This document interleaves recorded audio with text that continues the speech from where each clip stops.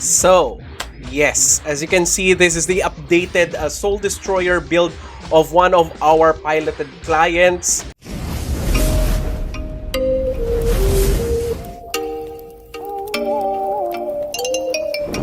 Good morning everybody, welcome to Mortal Gaming. This is me again, Marvin, and we're now here for another video for Ragnarok Origin. And this time we're going to be talking about the updated level 90 Soul Destroyer build coming from our one of our most loyal client, Die For You from Islud8. Shout out to his guild Crescent Moon. So just in case you are wondering, in terms of pilot services, we have one new slot. Okay, we have only one available slot starting on August 1. I'm sorry if the slots are kind of limited. That is because we want to keep our quality of the service up so that we could put more effort and dedication to the accounts. Okay, so as you can see now, the Soul Destroyer damage of this character base with just food is going up to 5 million. It can go up to 6 million and beyond with the Whitesmith buffs and Priest buffs. But that's the current base damage. And the DPS is around 4M to 4.5 million.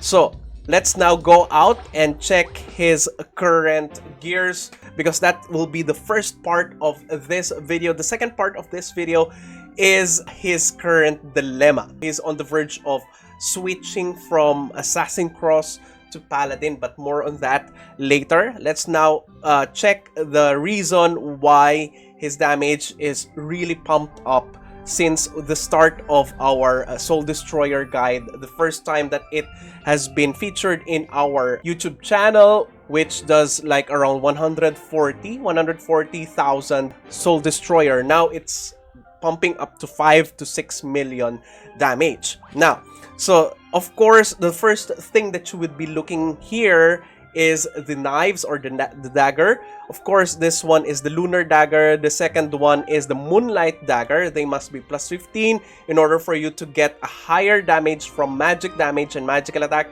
and at the same time, less cooldown. Okay, aside from that, as you can see, instead of 2 magic attack accessories, we have one on physical attack, because as I've told you guys, is kind of confused to where to go, and I'm gonna be needing your help on that later. Here, in terms of the gears, the Magic Master set gear is the one that he uses on his Divine Armament, and with that, we need the Carrot card and all of the intelligence enchants that we could get. Okay, so those are for the gears. Let's now go to the cards. For the cards, of course, damage modifier cards are here at his daggers. And for the accessories, we have the Greatest General. We haven't completed the Greatest General because it's so hard to snap. Okay, so hard to snap nowadays. That's why it's still 2-star, but it's still okay. The next one is still the first ever 3-star card, accessory card of his, the Stem Worm card. This one interchangeably goes to Magnum Marine Sphere for the Magnum Break, and Horong card for the Sight. And this one should be, Wraith card, but we preferred it to stay as Kobold card because sometimes he's using the dual dagger build or the crit build or normal attack build. So for the cards in our armor, this is just filler for the additional damage, but it's not usually the one that is used, because you have to change your armor card from time to time depending on the circumstances. For particularly for MVPs, higher MVPs, of course you need either Argyo or Dokebi or Pasana. And for MVPs, you need either any HP cards or the Cornutus card so that your armor would be indestructible. Here, he has now the Vagabond Wolf card because you have a high physical damage here, 3% physical damage and additional since we have the garment on plus 14 already. For the shoes, it's still a Verit card, okay? So we could get more SP for our character and for the Magic Master set. For the headgears, of course, I've told you guys that we're using Kara card. We're now farming for G-Earth card. He already has the Marduk card. Now for the face wear, he already has the Goblin Chief Puppet 2. For the face wear, he has the Angeling Puppet. And for the back gear, he is changing from Deviling Puppet 1 to Puppet 2, depending on if he is battling with monsters or players. Now, for the enchants, okay, he's now using level 4 legendary bow on 1 dagger with int plus 7 and magic attack 3.8%, which is perfect in my opinion. For the second dagger, it's still, you know, on the process of improving. We just reached level 20 here, but we would be, you know, taking this a little bit higher so that we could go for level 4 legendary bow. Here, we still have magical attack here. We were searching for legendary bow too, but this is the best enchants that we have currently. For our earrings, the second accessory, we have legendary bow. Now our target here would be the enchants. All right, so for our headwears, we have the duel here on headwear. We have sharp battle, and for backwear we also have duel. Okay, for our armor we have a sharp battle. Next, for the shoes we have tranquility, and this one on benediction. So in the future we would be changing all of this to tranquility because the character is becoming more towards PvP, more aligned towards PvP. That's the reason why we are now seeking for higher crit resist. Let's now go to the Veto score. Wait!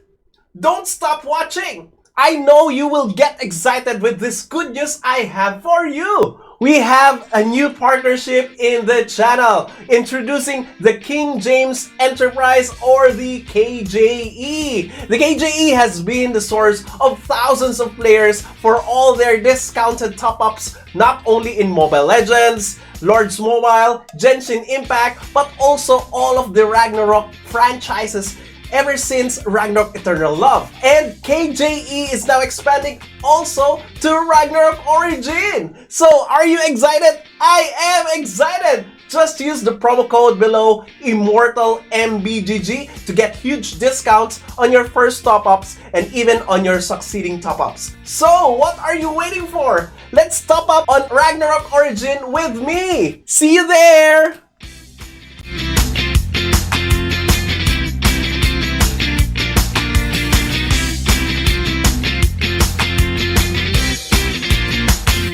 Because I believe the Veto score are the key factor here on why the damage has, you know, pumped up a lot because of this. So we have the Order Mind level 7 here and the mana length boost.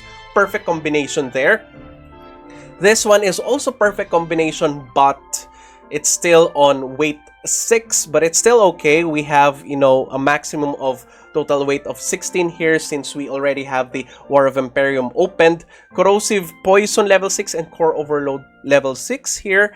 And the last one should be, again, a 5 weight Dimic Cogwheel, but we still don't have that. So, Poison boost level 4 here and physical attack. That's the best thing that we have. We also have a Grimtooth build here, but this is the only part wherein we have the Smeldon Cogwheel. Still, the Soul Destroyer is better in terms of DPS output and in terms of, you know, in terms of other places like Juperos, Nightmare Temple. So auto attack dagger is still the best to use. Okay, so that's why we are sticking with the Soul Destroyer build, and that's probably it. So for the dilemma, the discussion of dilemma, I want to seek out, additional inputs from you guys, because I know a lot of you are already, not just seeking for guidance here. You guys are also here, our Immortal community. I decided to put up this video so that you would be included, and he has already given me the go signal to get additional inputs from the viewers, whatever you want to suggest, in order for him to, finally make his decision if he's going to stay at Assassin Cross or is going to shift to Paladin. And he also already have, purchased four crit cards. He already has purchased 4 crit cards just in case he finally, makes up his mind and, changes his job to Paladin. So I think that's it. Kindly comment your inputs down below in the comment section. We'll be waiting for it, and hopefully we have a final decision for him. Alright, so that's it. Thank you everybody for watching. If you haven't subscribed to my channel, please do subscribe. If you happen to like this video, please do leave a like, share this to your friends, and click that bell notification button so you get notified every time I upload a new video, start a new stream, or a new content. That's it. See you again on the next video. Bye bye. 'Cause now I found you.